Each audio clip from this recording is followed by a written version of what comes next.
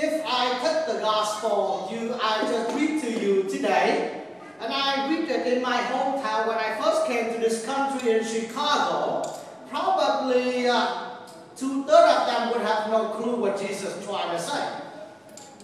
They have no lands, they don't know how to cultivate, they don't do farming. The only thing they know is go to Lowe's or a Home Depot, buy whatever already got there, go home and water, and hopefully they have some fruit. That's the only thing they know. Even you see the advertise the tomato being grown upside down. Have you seen that? That's all they know. But for us here, I think we all know exactly what Jesus is talking about. We know what needs to be put in order for the fruit to come out.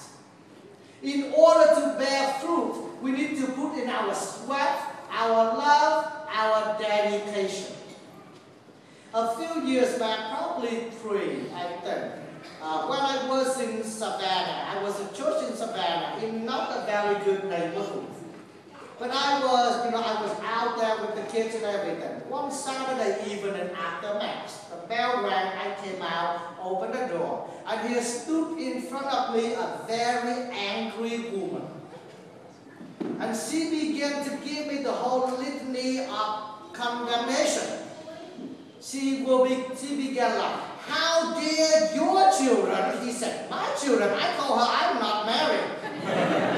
She said, how dare your children do this and do this and do this. I mean, she go on and go on and go on. And as all the men we know, when a woman gets angry, what do we do?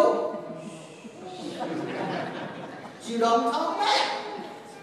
So what I did is that I let her talk for about 5-7 minutes complaining about the children of my church, whatever they play around her neighborhood, and she didn't like it.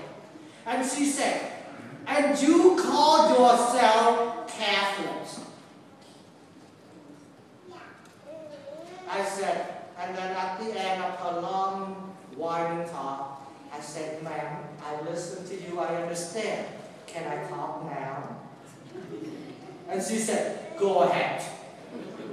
So I used the same parable which you just heard today. I talked to her. Yes, we are called to be Catholics. We are called to be good, to follow Christ. But we know perfect.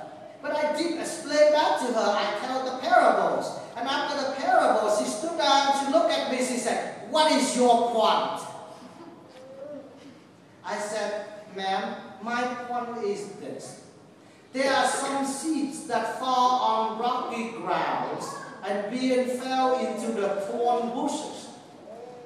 Would you help them with some grain? Would you help them to put a little soil on it? Would you cut the thorn so that they can grow and bear some fruit? Or would you condemn them? Would you take your hand out and say, let me help you? Would you explain to them? Or are you going to step on them? You're going to smack them and you complaining about them. Why don't you help me together? When they're on the rocky soil, why don't we put a little extra topsoil on it? In the thorn bushes, why can't we just cut the thorn and let them grow a little bit? And she said, you! And then she turned around, she went off. My dear friends, that's why we are here. We know perfect. Probably none of us sitting here can claim that we bear 100, right? But we surely can do 20, 30. And for those who haven't bear anything, we can prune them. We can water them. We give them some good topsoil, inviting them to come, so that they too may not bear 100 like we are, or 60s, but they can do 10, 20. And imagine that 10 and 20 seeds will fall down, and how many more will we get as time goes on? That's what our faith is about. We're not about condemnation. not to choke people. They already being choked by the thorn. The people, our youth has been choked by the media. They're being choked by what's surrounding them. I remember my years of studying in Chicago in a high school. Let me tell you, I don't even go to the restroom during the 5-minute break between the periods because God knows what they're doing in there. And I don't want to know what they're doing in there. I see that, I didn't want to know. That our kids are being choked in that way. Are we going to continue to choke them even more? Or are we going to help them to go out of those environments? Our brothers and sisters may have been hurt. Some priests in the past may have said something that hurt them. Or something they have done in the past and nobody cares about them. This is a time for us to reach out, to bring them back, not to keep choking them. So my dear friends, I think you got my point for this homily.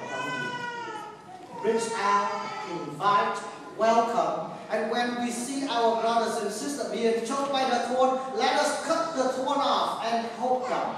When we see our brothers and sisters in need of help because they're running out of the water because they are on the rocky soil, let's put some extra topsoils on it. Pack them along and say, I give you some topsoils and some more water.